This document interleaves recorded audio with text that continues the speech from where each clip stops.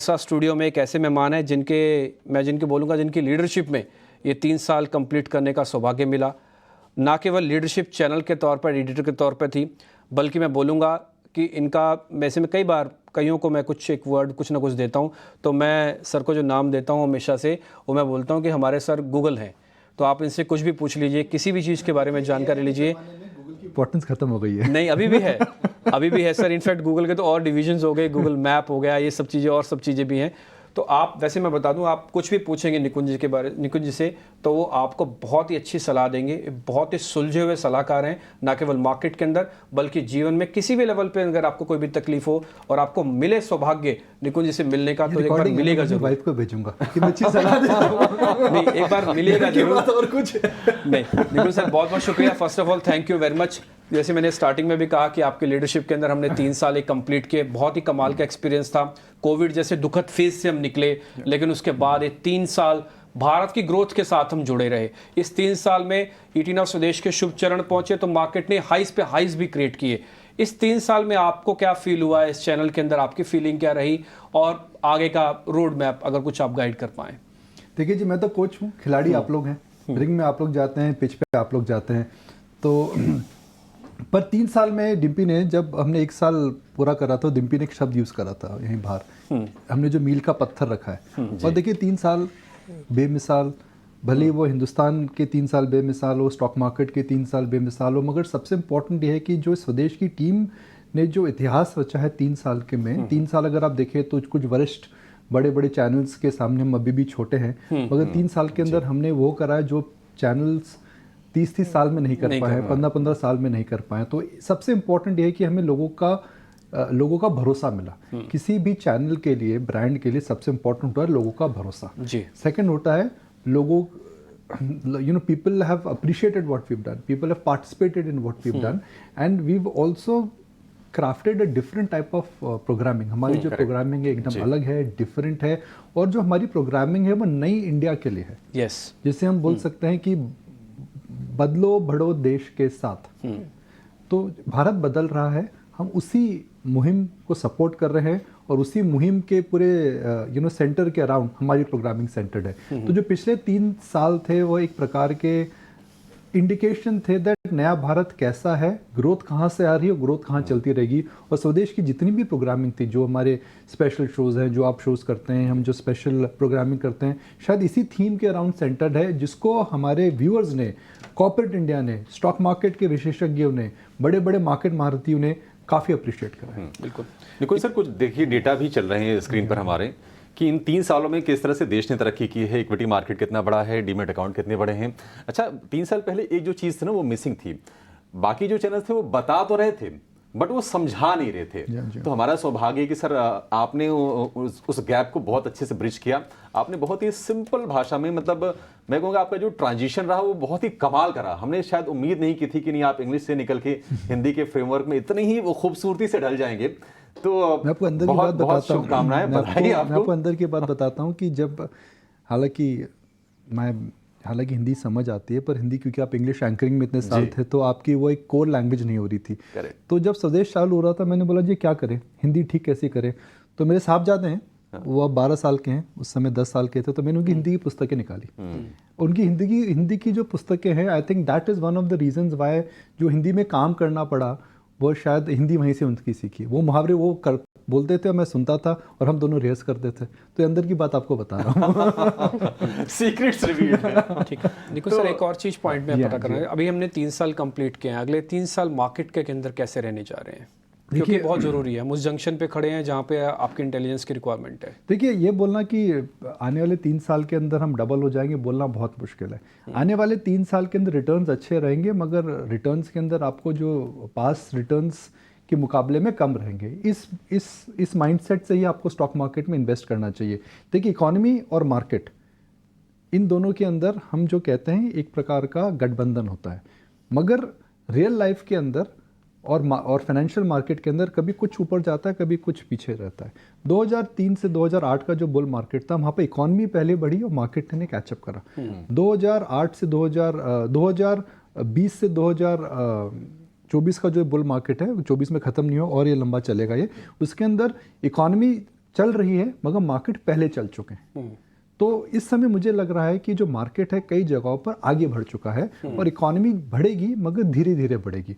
और इकोनॉमी के अंदर जो चेंज आ रहा है वो आपको इतना ज़बरदस्त चेंज देखने को मिलेगा जो कि हम बाद में ही समझ पाएंगे। अंग्रेजी में जैसे कहते हैं that markets are like life, we always live forward but we understand backwards.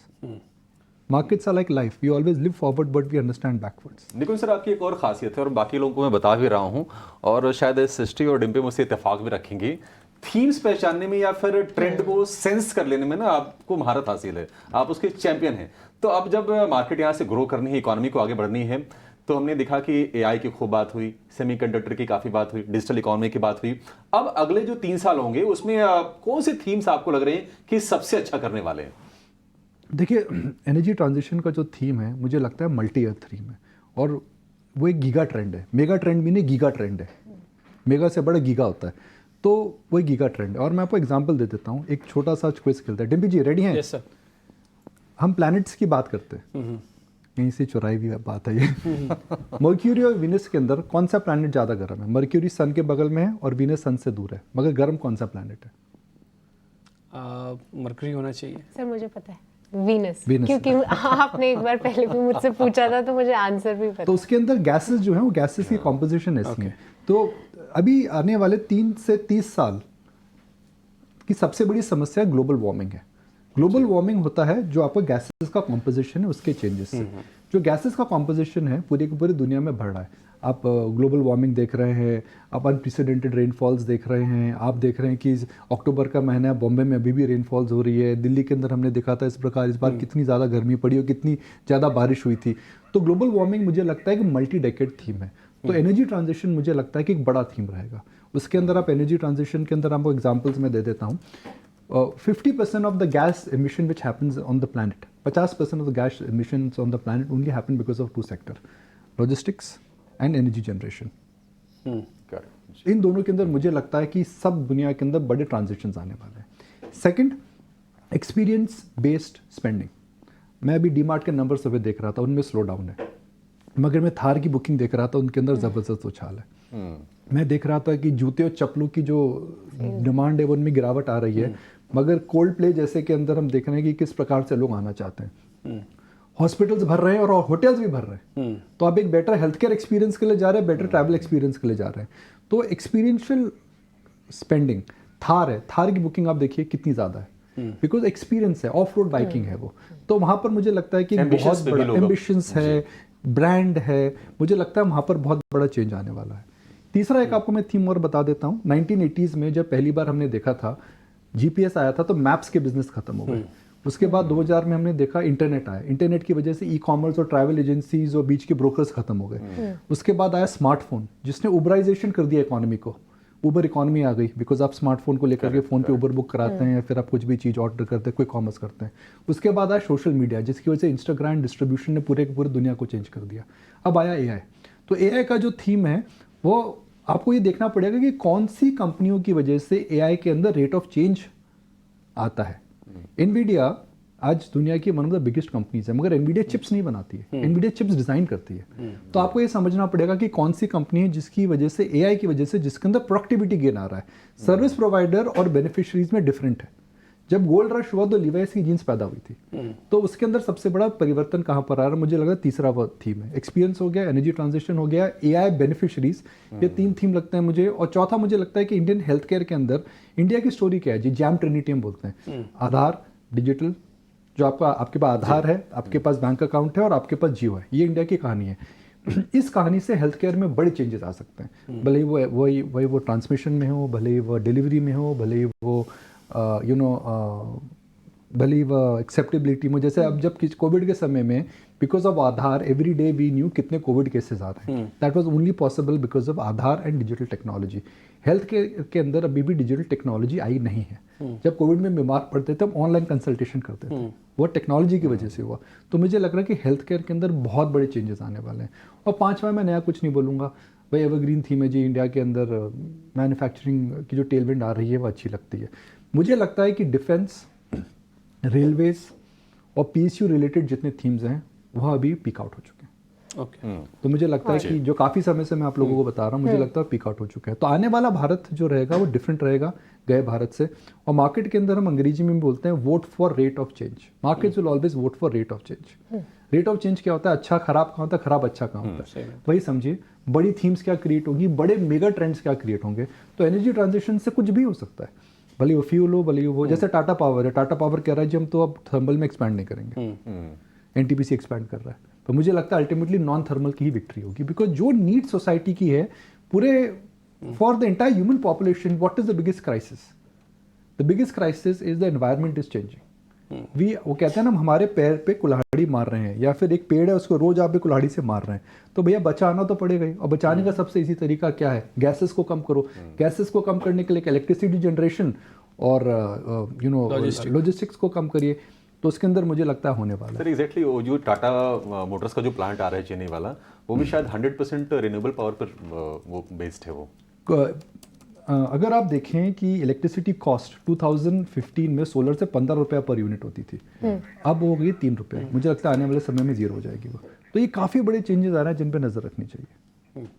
और राइट निकुंज साहब, 3 साल स्वदेश के तो बेमिसाल रहे हैं, पर मैं ये भी बोलना चाहूंगी कि आपकी लीडरशिप के अंडर भी हमारे लिए भी बेमिसाल रहे हैं, क्योंकि हर दिन आपकी तरफ से हमें सपोर्ट मिला है, सराहना मिली है। तो थैंक यू। टीम है, मैं तो कोच हूँ। कोच का काम, खिलाड़ी आप लोग होते हैं। बस सर, हमारे पसंदीदा हमेशा कोच है। खिलाड़ी उठाता है, याद रखिए। चकदे में कहाँ याद आती है किसने खेला? शाहरुख खान याद आता है, पर धोनी ने ही कप उठाया था। गैरी कर्स्टन ने कप नहीं उठाया था, भूल जाते हैं। कपिल देव की टीम के अंदर उस समय कोच कौन था, देखिए याद भी नहीं है। नहीं याद। बट सर इस बीच देखिए आज जो जिस तरीके का जश्न है, की अहमियत अब बड़ी है। नहीं सर वो तो है, और जिस तरीके से आज हमारे सभी गेस्ट आ रहे हैं, हम उनसे एक रिटर्न गिफ्ट भी ले रहे हैं।